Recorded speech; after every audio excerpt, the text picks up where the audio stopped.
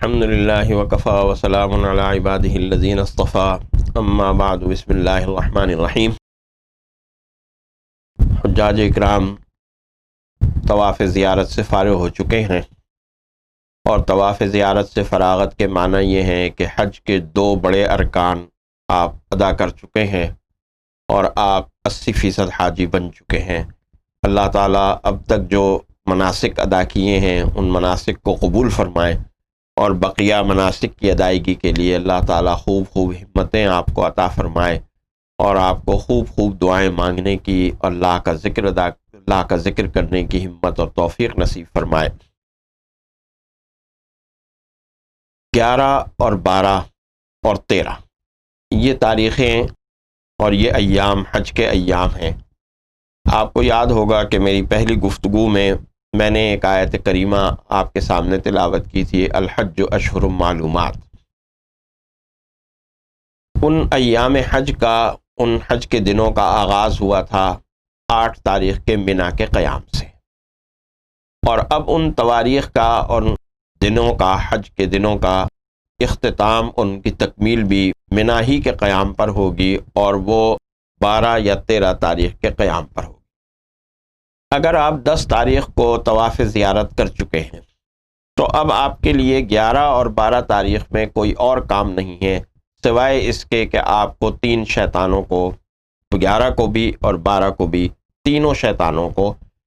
جمرہ عقبہ، جمرہ وسطیٰ اور جمرہ صغریٰ، یعنی چھوٹا شیطان، درمیانہ شیطان اور بڑا شیطان، ان تینوں شیطانوں کو کنکریاں مارنی ہیں۔ یہ کنکریاں آپ نے مزدلفہ میں جمع کی تھیں،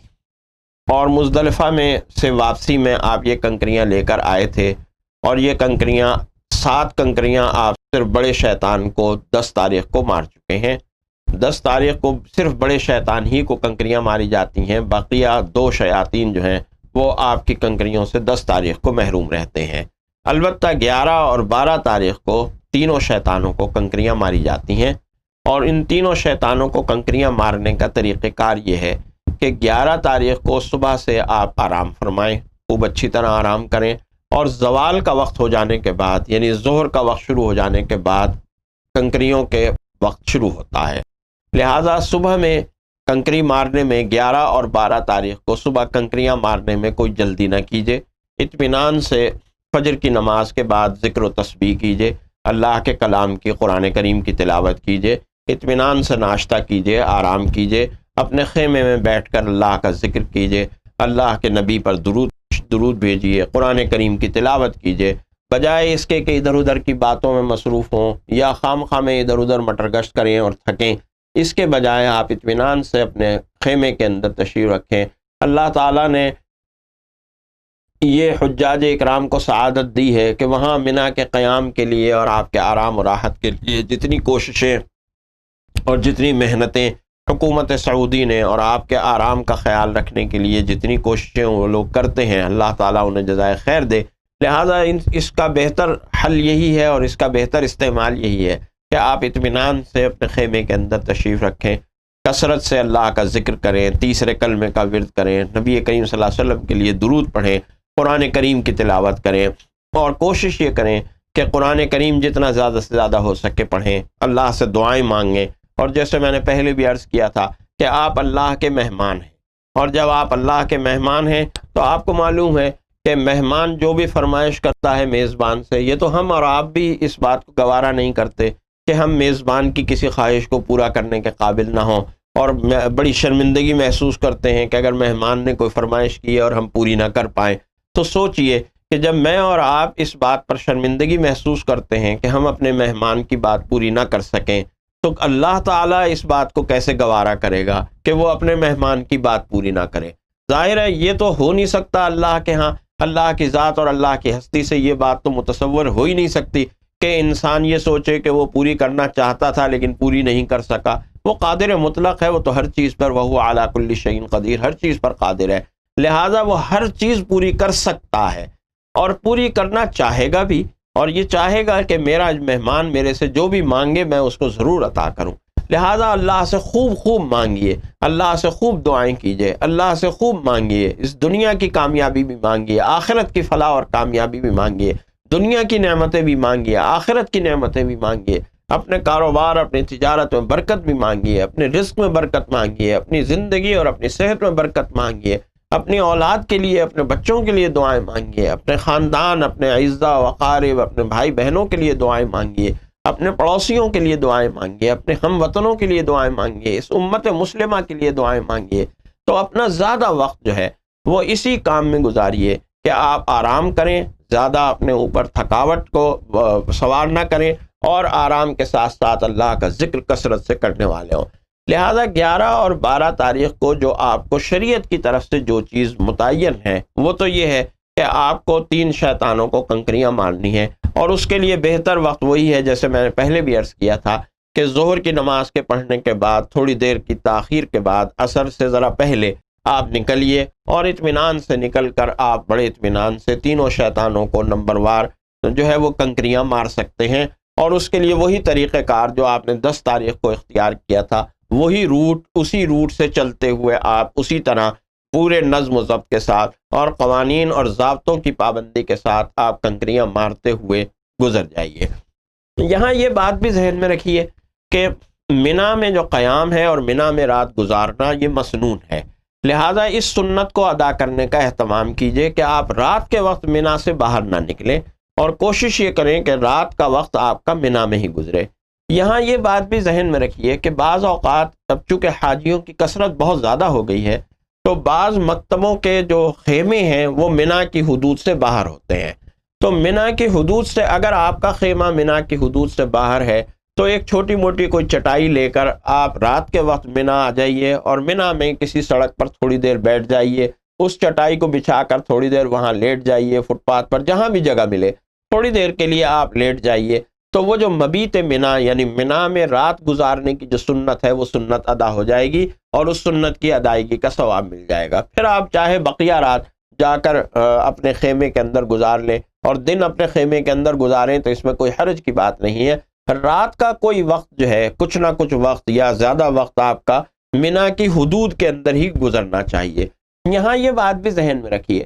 کہ یہ جو منا اور عرفات کی حدود ہیں یا مزدلفہ کی حدود ہیں، یہ نبی کریم صلی اللہ علیہ وسلم نے متعین کی ہیں، یہ کسی حکومت نے متعین نہیں کی، یہ رسول اللہ صلی اللہ علیہ وسلم کی متعین کردہ ہیں۔ لہٰذا جو آپ نے سرحدیں متعین کی ہیں انہی سرحدوں کا لحاظ ہوگا۔ عرفات کی وہی سرحد متعین ہوگی، سمجھی جائے گی جو آپ صلی اللہ علیہ وسلم نے متعین کی۔ مزدلفہ وہیں سے شروع ہوگا جہاں سے آپ نے شروع فرمایا، اور وہیں ختم ہوگا جہاں آپ نے ختم فرمایا۔ اسی طرح سے منا کی حدود بھی وہی شمار کی جائیں گی جو آپ صلی اللہ علیہ وسلم نے منا کی حدود بتلائی ہیں۔ اس لیے منا کی انہی حدود کو ملحوظ رکھنا، اور وہاں جگہ جگہ یہ بات لکھی ہوئی ہوتی ہے، جیسے میں نے میدان عرفات کے حوالے سے بھی یہ بات بتائی تھی کہ بدایت من عرفات لکھا ہوا، اسی طرح بدایت منا یعنی جہاں سے منا کی حد شروع ہوتی ہے وہاں بدایت منا کی بورڈ آپ کو لگے ہوئے نظر آئیں گے، اردو میں بھی لکھا ہوا ہوگا۔ اسی طرح سے جہاں منا کی حدود ختم ہو رہی ہیں وہاں نہایت منا اور منا کی حدود ختم ہونے کے بورڈ آپ کو نظر آئیں گے۔ اس لیے رات کا وقت منا میں گزارنے کی کوشش کیجیے، اور اگر آپ کا خیمہ منا سے باہر ہے تو کوشش کیجیے کہ رات کا کچھ نہ کچھ وقت آپ کا منا میں گزرنے والا ہو۔ علاوہ ازیں ایک بات کو اور بھی ملحوظ رکھیے کہ یہاں یہ صورتحال ہے کہ بعض اوقات حجاج جو شروع کی فلائٹس میں جاتے ہیں، جو بالکل آغاز میں چلے جاتے ہیں، پہلی دوسری فلائٹس میں جاتے ہیں، ان کے لیے واپسی کی جو فلائٹ ہوتی ہے وہ 12 تاریخ کے بعد بہت جلدی ہوتی ہے۔ اس لیے یہ کوشش کیجئے کہ اگر آپ 11 اور 12 کے دنوں میں سے کسی بھی دن مکہ مکرمہ جا کر طواف وداع کر لیں، چاہے آپ کے جانے میں ابھی 2-3 دن ہیں، لیکن آپ طواف وداع کے وجوب سے فارغ ہو جائیں، اس لیے کہ طواف وداع کے حوالے سے میں آپ کے سامنے تفصیلاً عرض کروں گا، لیکن یہ بات خاص طور پر وہ لوگ ضرور ملحوظ رکھیں کہ جو لوگ بالکل آغاز کی اور ابتدائی پہلی یا دوسری تیسری فلائٹ سے گئے ہیں اور پہلے دوسرے دن وہاں پہنچ گئے ہیں، ان کی واپسی بھی اسی طرح سے حج کے فوراً بعد شروع ہو جاتی ہے۔ اس لیے اس بات کا لحاظ رکھتے ہوئے طواف وداع آپ منا کے اس قیام کے دوران جا کر مکہ مکرمہ، ایک دن جا کر آپ طواف زیارت کر کے آ رہے ہیں تو اگلے دن جا کر آپ طواف وداع کر کے آ جائیے، اس میں کوئی حرج کی بات نہیں ہے۔ اور یہ بات بھی ذہن میں رکھیے کہ طواف وداع کے بعد طواف ممنوع نہیں ہو جاتا، یہ کوئی ضروری بات نہیں ہے کہ اگر آپ نے طواف وداع کر لیا تو اب آپ طواف نہیں کر سکتے یا خانہ کعبہ میں نہیں جا سکتے، ایسی بات نہیں ہے۔ لیکن چونکہ طواف وداع ضروری ہے، اس لیے اس طواف وداع کے وجوب سے آپ ضرور فارغ ہو جائیں۔ طواف وداع اگر آپ کی روانگی فوراً بعد ہے تو اسی 11 اور 12 کی تاریخوں کے درمیان کر لیجیے۔ 11 اور 12 کی قیام کے بعد اب دو صورتیں ہیں آپ کے سامنے۔ 12 تاریخ کی شام ہو جاتی ہے اور 12 تاریخ کی آپ رمی جمار سے فارغ ہو گئے ہیں۔ تو ایک شکل تو یہ ہے کہ آپ کا حج مکمل ہو گیا، اب آپ فارغ ہیں، آپ منا سے واپسی کا مکہ مکرمہ سفر کر سکتے ہیں۔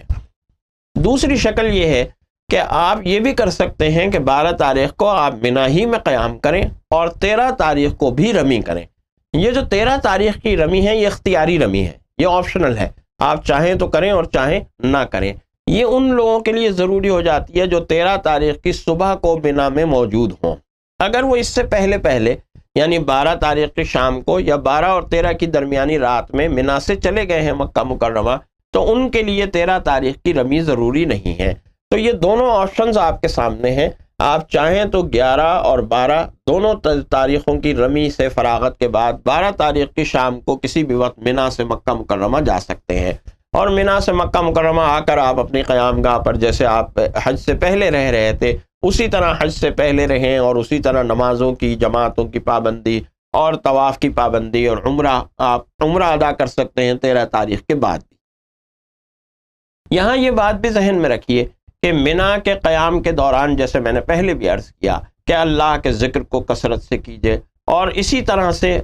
حق تعالی جل شانہ نے اس بات کو بطور خاص بتایا کہ جب تم عرفات سے منا سے فارغ ہو جاؤ تو فذکروا اللہ ذکرا کثیرا، اللہ کو کثرت سے یاد کرو۔ اور اس کثرت سے یاد کرنے میں اس بات کو ملحوظ رکھو کہ اللہ تعالیٰ نے جو سعادت نصیب فرمائی ہے، اللہ تعالیٰ نے آپ کو حج کی سعادت نصیب فرمائی، آپ کا حج مکمل ہو گیا، اللہ کا اس پر شکر ادا کیجئے، ہزارہا شکر ادا کیجئے، لکھوں کھا شکر ادا کیجئے، اس لیے کہ یہ اتنی بڑی سعادت ہے، یہ اتنا بڑا نصیب ہے، یہ کسی کو نصیب ہوتا ہے۔ جیسے میں نے شروع میں بھی عرض کیا تھا، آپ کو یاد ہوگا کہ اس وقت 1.5 ارب کے قریب مسلمان ہیں جو پوری دنیا کے اندر آباد ہیں، ان 1.5 ارب میں سے 30 35 40 لاکھ کو اللہ نے یہ سعادت دی ہے۔ اب آپ سوچئے کہ آپ کتنے منتخب لوگوں میں سے ہیں، کتنا انتخاب ہے اللہ کا، اللہ تعالیٰ نے آپ کو یہ سعادت دی ہے، اس پر اللہ کا ڈھیر شکر ادا کیجئے، ہر رواں آپ کا اللہ کا شکر ادا کر رہا ہو